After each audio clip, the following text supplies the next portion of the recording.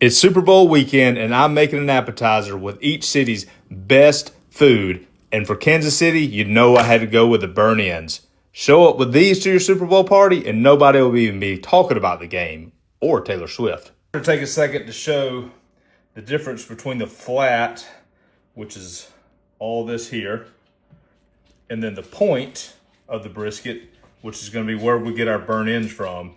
And most people think of it as half the brisket is point, half of it's flat.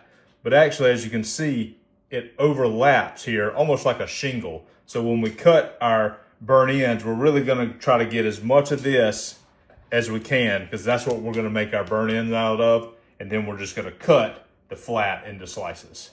We're gonna start this just like any other brisket cook. We're gonna get our rub on, get it thoroughly applied to all sides, and then we're going to get our smoker set to 275, put this big boy on until it reaches 165 internal, then give it a little wrap in pink butcher paper to really seal in the juices. And then once it hits 202, you're ready to carve it up like Patrick Mahomes does to a secondary.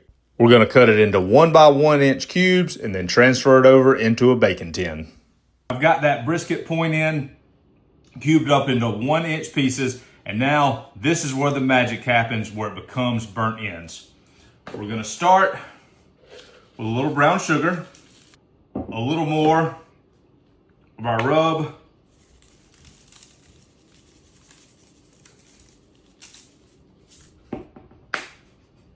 some barbecue sauce.